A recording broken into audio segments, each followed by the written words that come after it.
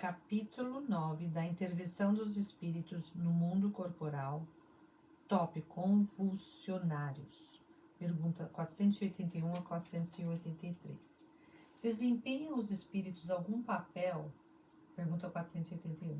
Desempenham os espíritos algum papel nos fenômenos que se dão com os indivíduos chamados convulsionários? Sim, e muito importante, bem como o magnetismo, que é a causa originária de tais fenômenos.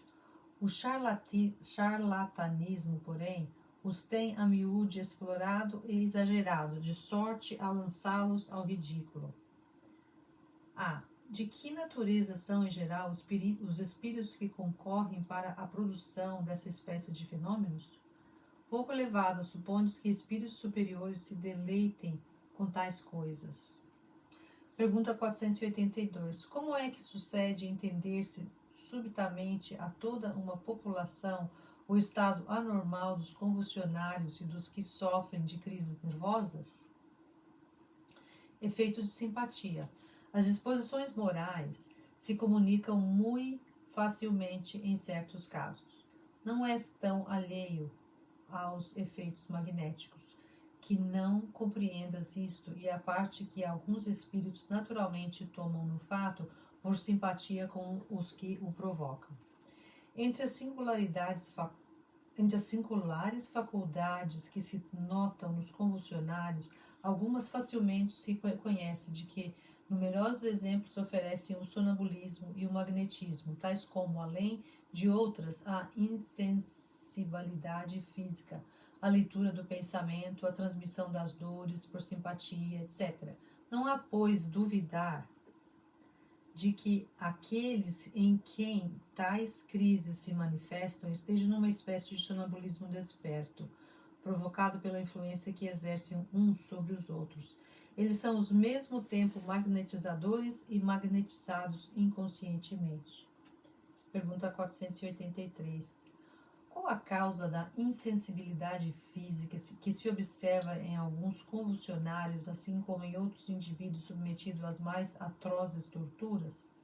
Em alguns é exclusivamente efeito do magnetismo, que atua sobre o sistema nervoso do mesmo modo que certas substâncias. Em outros, a exaltação do pensamento embota a sensibilidade. Dir-se-á que nestes a vida se retirou do corpo, para se concentrar todo no espírito. Não sabeis que quando o espírito está vivamente preocupado com uma coisa, o corpo nada sente, nada vê, nada ouve? A exaltação fanática e o entusiasmo hão proporcionado, em casos de suplícios, múltiplos exemplos de uma calma e de um sangue frio que não seriam capazes de triunfar de uma dor aguda, senão admitindo-se que a sensibilidade se acha neutralizada, como por efeito de um anestésico. Sabe-se que, no ardor da batalha, combatentes há que não se apercebem de que estão gravemente feridos, ao passo que, em circunstâncias ordinárias, uma simples arranhadura os poria trêmulos. Visto que esses fenômenos dependem de uma causa física e da ação de certos espíritos, lícito se torna perguntar como há podido uma autoridade pública fazê-los cessar em alguns casos. Simples a razão, meramente secundária é aqui a ação dos espíritos, que nada mais fazem do que aproveitar-se de uma disposição natural.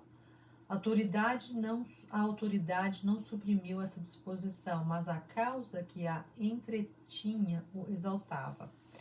De ativa que era, passou esta a ser latente, e a autoridade teve razão para assim proceder, porque do fato resultava abuso e escândalo.